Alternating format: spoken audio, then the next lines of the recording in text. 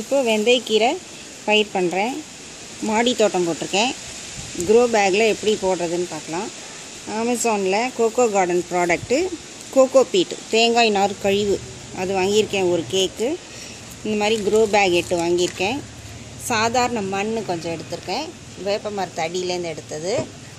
கடலை புண்ணாக்கு இதை கொஞ்சம் பொடி பண்ணி வச்சுருக்கேன். மண்புழு உரம் இயற்கை உரம்லாம் பேக்கெட்டில் இருக்கும். அதை வாங்கி இதோட மிக்ஸ் பண்ணிக்கலாம். நான் புண்ணாக்கு பொடி வச்சுருக்கேன். வெந்தயத்தை ராத்திரி முழுக்க ஊற வச்சுருக்கேன். வெந்தயம். இப்போது இந்த கோகோ பீட்டை கட் பண்ணி எடுப்போம். தண்ணி ஊற்றி அது நல்லா எக்ஸ்பேண்ட் ஆகும். அது எப்படின்னு காமிக்கிறேன்.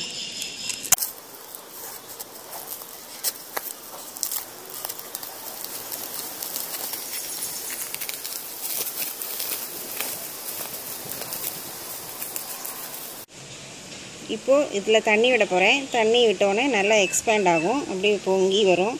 அது எப்படின்னு இப்போ காமிக்கிறேன்.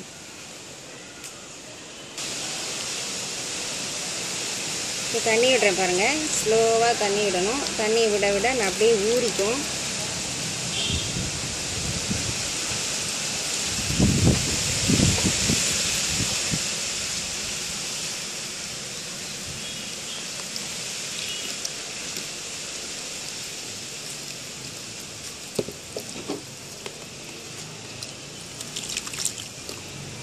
இந்த மாதிரி பொல பொலன்னு ஊறி ஊறி மேலே வந்துக்கிட்டே இருக்கும். இதை எடுத்து விட்டுட்டு திருப்பி தண்ணி விடணும்.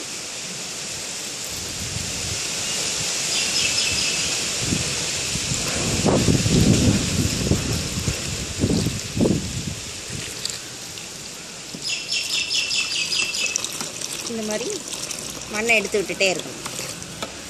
ஊற ஊற வந்துக்கிட்டே இருக்கும். தண்ணி விட்டுக்கிட்டே இருக்கணும். ஸ்லோவாக விடணும்.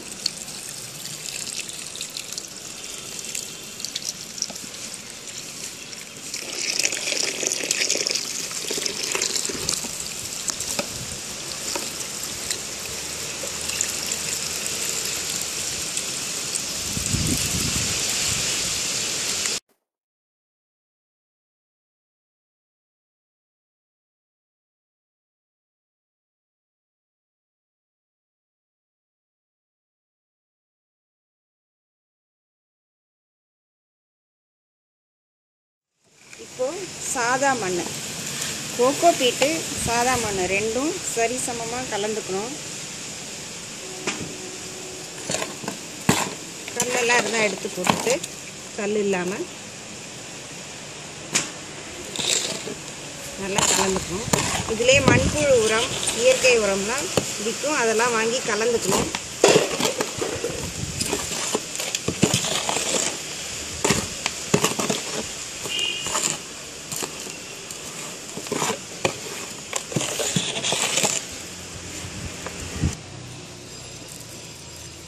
இது புண்ணாக்கு, கடலை புண்ணாக்கு. இதோட வேப்பம் புண்ணாக்கும் ஒரு கப்பு கலந்துக்கணும். கலந்துட்டு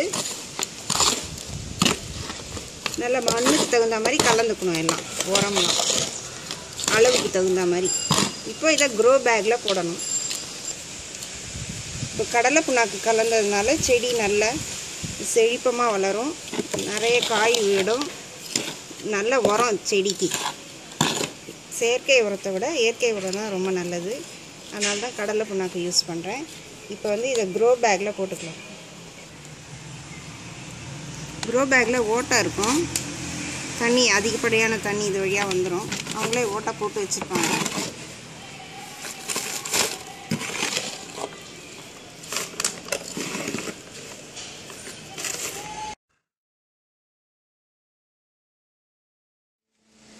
இப்போ ஊறின வெந்தயத்தை இப்படி பரவலாக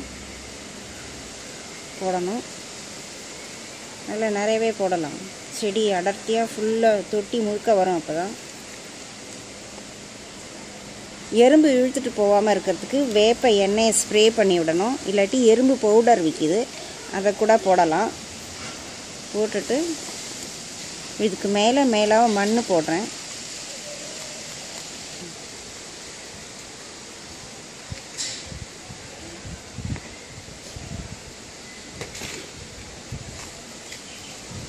பூவாளி கொண்டு தான் கீரை விதை போட்டால் வெந்தயக்கீரைலாம் போட்டால் தண்ணி விடணும். அப்படியே டைரெக்டாக தண்ணி விட்டால் அப்படியே எல்லாம் ஒரு பக்கமாக போயிடும், அமுங்கிடும்.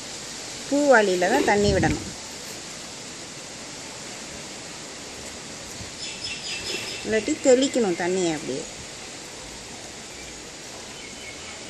இப்போ பூவாளியில் தண்ணி விடுறேன். இது இல்லாதவங்க ஒரு நியூஸ் பேப்பர் எடுத்து இது மேலே போட்டுட்டு இந்த நியூஸ் பேப்பரில் அது மேலே தண்ணி விடுங்க.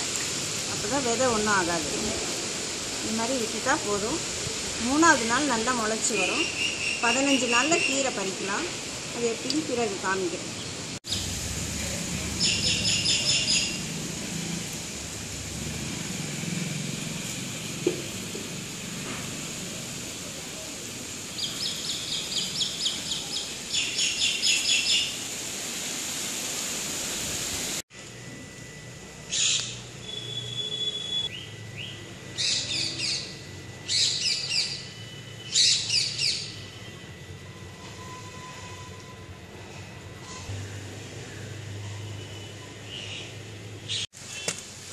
வெந்தயக்கீரை அறுவடை பண்ணுறேன்.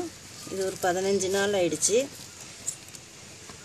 இந்த மாதிரி தண்ணி பாய்ச்சிட்டு இப்படி வேரை கட் பண்ணிவிட்டு இலையை மட்டும் எடுத்துக்கணும். இந்த வேரை வந்து தொட்டிலே போட்டுடணும். மண்ணோட மக்கி உரமாயிடும்.